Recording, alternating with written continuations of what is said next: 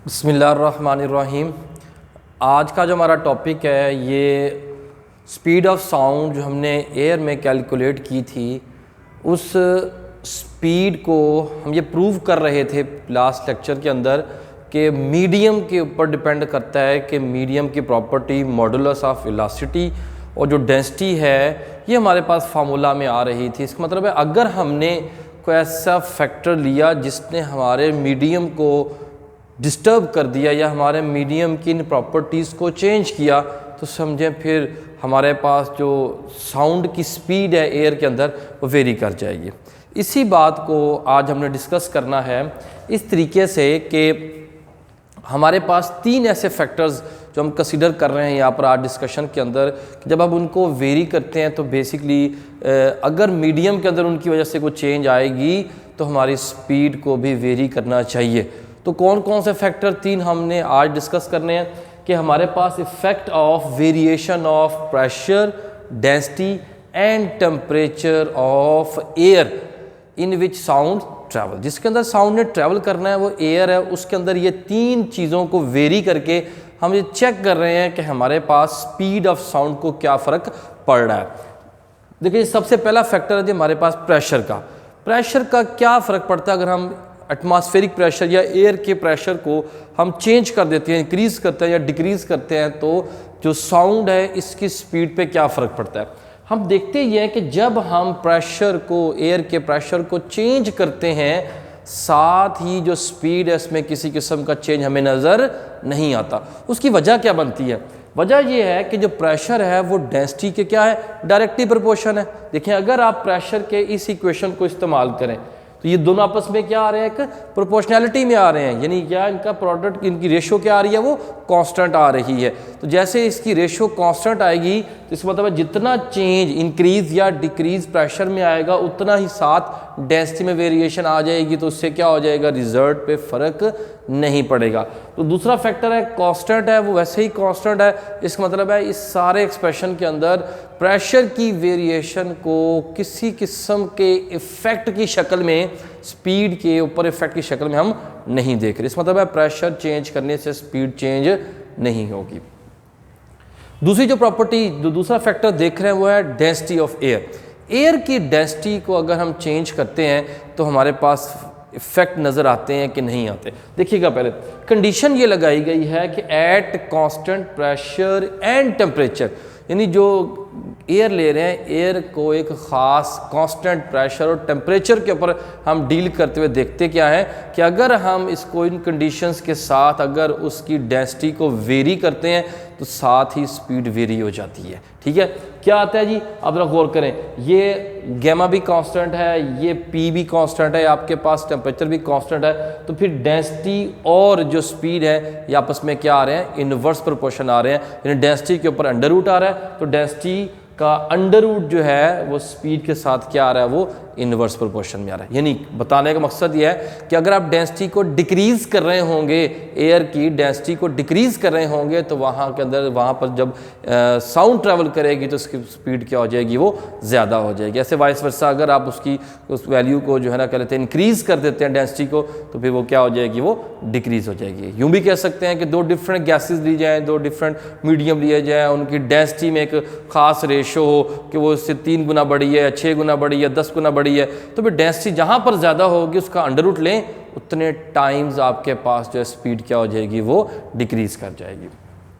तीसरा फैक्टर है हमारे पास टेम्परेचर का इफेक्ट। टेम्परेचर का इफेक्ट ऐसे है कि अगर हम कांस्टेंट प्रेशर पर हम एयर के टेम्परेचर को चेंज कर देते हैं, इंक्रीज़ या डिक्रीज़ कर देते हैं, तो हम क्या देखते हैं कि ये जो आपके पास P है, डेंसिटी को आप मैस पर यूनिट की फॉर्म में लेके आए तो ऊपर जा क्या हो जाएगा, PV, और आप जानते हैं PV किसके बराबर होता है, nRT। ठीक है, nRT के बराबर होता है, तो ये दोनों कांस्टेंट है, प्रेशर भी कांस्टेंट रखा, N और R भी कांस्टेंट है, इसका मतलब है वॉल्यूम और टेम्परेचर का आपस में डायरेक्ट रिलेशन बन गया। अब मुझे बताएं कि जब हम गैस को हीटअप करेंगे तो एक्सपैंड तो होगी, उसके टेम्परेचर को कम करेंगे तो वो कंप्रेस होगी, उसका वॉल्यूम डिक्रीज़ होगा। इसका मतलब है वॉल्यूम के इंक्रीज़ या डिक्रीज़ होने का मतलब है उसके टेम्परेचर का इंक्रीज़ या डिक्रीज़। इसका मतलब है कि हमारे पास जो रिलेशन बन रहा है वो मैंने यहाँ बता दिया कि आपके पास स्पीड का ताल्लुक टेम्परेचर के अंडर रूट के डायरेक्ट प्रोपोर्शन हो गया। यानी हमें ये जो डाटा है इससे बात मिल रही है कि वाकई ही जो स्पीड ऑफ साउंड है वो टेम्परेचर के साथ इफ़ेक्ट हो जाएगी। टेम्परेचर आप बढ़ाएंगे स्पीड बढ़ जाएगी, टेम्परेचर कम करेंगे स्पीड कम हो जाएगी। अब ये जो बात हमने यहाँ पर डाटा की फॉर्म में लिखी है इसका एक प्रूफ भी है, मैथमेटिकल प्रूफ भी है कि आप प्रूव करें कि वाकई ही ऐसा है कि ये डायरेक्टली प्रोपोर्शन है। डायरेक्टली प्रोपोर्शन से मुराद है हम उसका अंडर रूट की बात करें, बस ये बात करें कि डिपेंड करें, लेकिन अंडर रूट के साथ डायरेक्टली प्रोपोर्शन आप कह सकते हैं, सही रिलेशन तो इसका ये है। तो इसको सपोज ऐसे करेंगे कि हम speed of sound 0 degree Celsius पर लेते हैं, उस वक्त क्या हो जाएगी डेंसिटी, क्योंकि इफेक्ट किस पे होना है, डेंसिटी पे इफेक्ट होना है, वॉल्यूम पे इफेक्ट होना है। तो प्रेशर तो कांस्टेंट है, तो फिर ये डेंसिटी कहाँ पे है 0 डिग्री सेल्सियस के ऊपर। ऐसे टेम्परेचर इंक्रीज किया तो उसकी डेंसिटी वेरी करेगी, प्रेशर कांस्टेंट है, गैमा कांस्टेंट है। तो फिर मैं करता हूँ, मैं इन दोनों इक्वेशंस को आपस में डिवाइड करता हूँ तो कांस्टेंट फैक्टर्स कट जाएंगे तो ये आ जाएगा। इसका मतलब अगर मैं इनकी डेंसिटी के दरमियान रेशो ले लूँ तो उस रेशो को यहाँ पुट करके मैं उनकी स्पीड्स का एक्सप्रेशन बना सकता हूँ।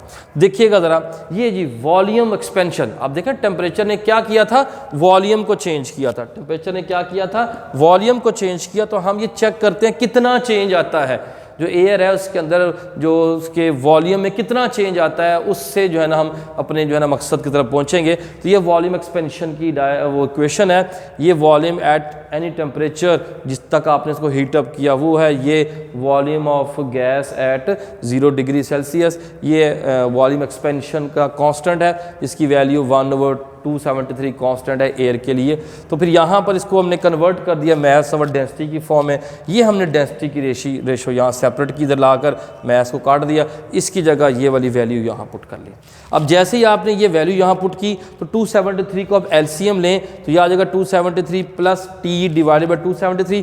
आपने पढ़ा हुआ है कि जब भी किसी सेल्सियस टेम्परेचर के अंदर 273 को ऐड किया जाता है तो वो किस में कन्वर्ट हो जाता है, केल्विन के अंदर।